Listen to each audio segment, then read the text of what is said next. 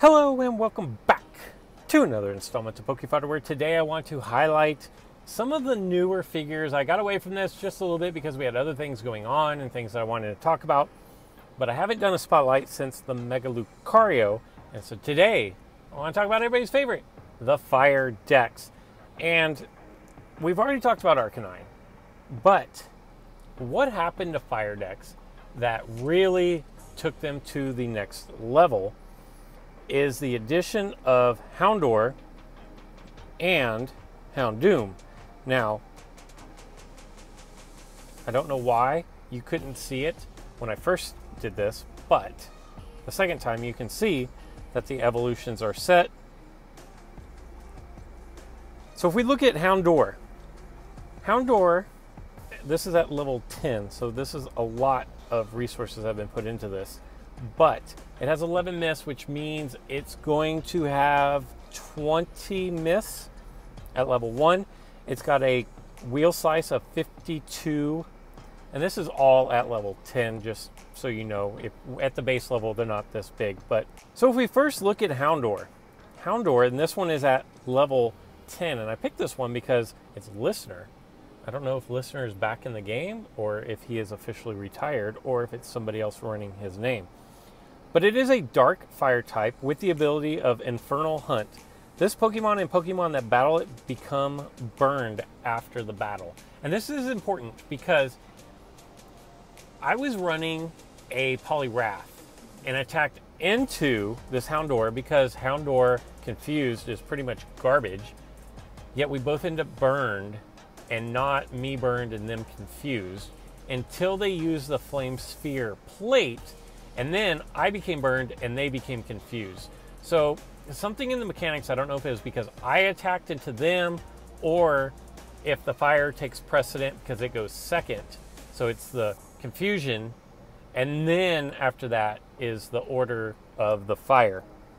But as we look at the wheel, it's a 40 base attack, white crunch, and then a 2-star purple roar, which is going to move your opponent and allow you to evolve out of Houndour into Houndoom, which if we go look at Houndoom, this one is only at level 4, but if we look at its wheel, it looks strikingly similar to Blaziken and strikingly similar to Arcanine. They all basically have the exact same wheel. It is also a dark fire type with the ability of Malevolent Fire.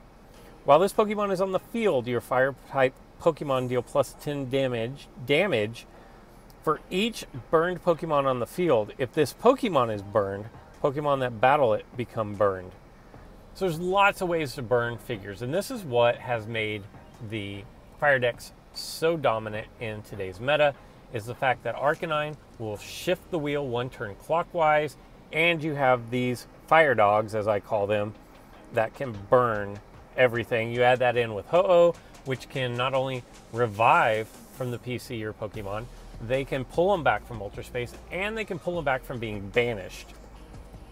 So here we go. Listener with the Combuskin into Blaziken, the Moltres, the Houndour into Houndoom, into Mega Houndoom, 2 Arcanines, and a Ho-Oh is going up against just kind of a standard, like, powerful deck. You have a Sableye, which is just a nuisance attacker. You've got the gold with Zapdos with the buff from Tapu Koko and the mobility. Terrakion is going to negate blue attacks, and it's a fairly decent beater. You have Deoxys A, which has a really strong white attack, and then you have Combuskin that has a strong purple and gives weight.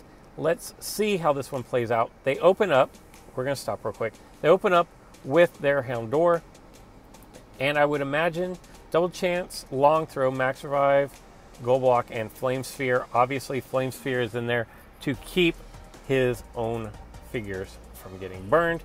So here we go. Arcanine is going to immediately come out. Not a bad play. And Arcanine is just going to go straight for the attack here. Does not land the gold into the purple. It's going to be confused. Now, the weakness of fire types is confusion. Ho-Oh does okay when confused, but the rest of Listener's figures are really in a tough spot once they get confused. So now that we have all this established, we're going to just kind of maneuver out the board. I was wondering when we were going to trigger that plate. I actually would have put that plate on my Houndour, because if it doesn't get evolved, I want it to always receive to not get burned. So that, if it were me, that's how I would have done it. Thunder Crash is going to take out Crushing Flames. This is a bad matchup, and it's going to end up being a knockout for the Sableye. Listener really needs to get out there and get things burned, because Fire has a ton of miss, and if you're not burning your opponents, you're just another deck at that point. Although he's kind of stuck here, so he's going to go for the burn, which is a good move, and that's nice. So they both rolled the purple, but Zapdos got burned. He pretty much took out Arcanine's, or Combusken's ability there. I would have attacked there, and he does. You never know, you might get the Dimensional Slip. He doesn't, but does get the burn.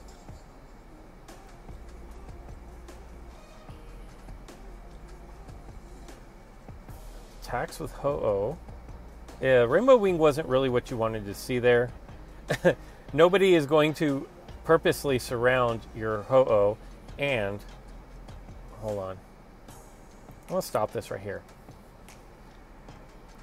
Kenny, which is K-Dub, and I were talking not too long ago, when these first came out, when all these figures first came out and the Fire got the buff. I can't get stop to work for me here. Stop. Let's see how this plays out real quick. And he's going to get the Rainbow Wing. It's definitely going to make him respin this one, although the 134 is going to go down.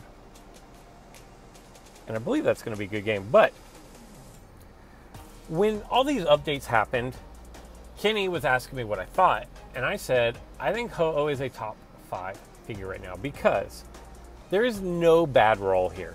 And what you saw happen, and it's game over. As soon as I hit start, Ho-Oh is going to cap goals. So I want to say this real quick. What you saw is Ho-Oh has a really nice wheel. And the problem that Ho-Oh presents to opponents, or if you're going against Ho-Oh, is Ho-Oh rolled Rainbow Wing, hopped over Combusken. Now Lucifer had two options. Lucifer chose to move Combusken up, block off the entry point, instead of the other option, which was surrounding Ho-Oh. Now by surrounding Ho-Oh, you are going to clear out the bench, and that's going to allow Arcanine, which comes out of the PC, to come out onto the board because Zapdos is burned. So those are the two options. You can either not surround and press forward, which is what we saw happen, or you can surround and clear out your opponent's PC. So it created the problem. Lucifer decided to move forward.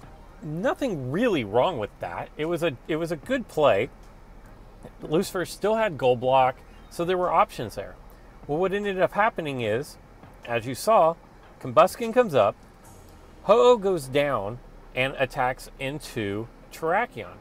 Now, because Ho-Oh now has 134 as its primary attack, it can hang with almost any figure out there. What happens? Well, Terrakion isn't a great matchup, because if Ho-Oh rolls Rainbow Wing, it hops over. If it rolls 130, there's a good chance that Terrakion gets knocked out. And if it rolls the 90, Terrakion gets burned. What happened here? Ho-Oh got the Rainbow Wing, which immediately put immense pressure on Lucifer's goal. Lucifer went ahead and used his goal block with Sableye. Unfortunately, Sableye rolled the gold attack instead of a purple attack. But then you saw a burned DOA doesn't have enough power to beat Ho-Oh's primary attack. Okay, well, the app has now crashed on me 3 times while trying to go over this, so I'm not going to replay all this again.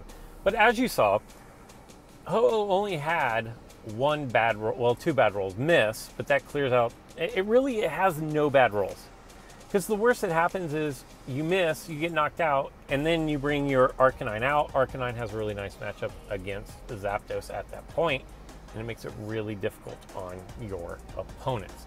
So that's why I think Ho-Oh became a top 5 figure in the game when these other figures came out, and with the Arcanine ability, and of course with the Ho-Oh buff. Man, this was a tough one to get through. We did get notice that we have Alolan Sandshrew and Alolan Sandslash coming to the game, but we already knew that. It was already leaked, and it will be in the Queen's Cup event. So be on the look for that coming up later this week. We should have maintenance on the 20th. I'm not expecting any kind of a banner. I imagine this is just going to be maintenance in order to set up the Queen's Cup and then whatever else. So we do have 2 new figures. It's been a long while since we've had a new common added to the game, and Alolan Sandshrew is going to be a common with Alolan Sandslash being a rare. That's all I've got for today's installment. I hope you guys have had a great weekend. Today's Monday. Make it a great week. And until next time.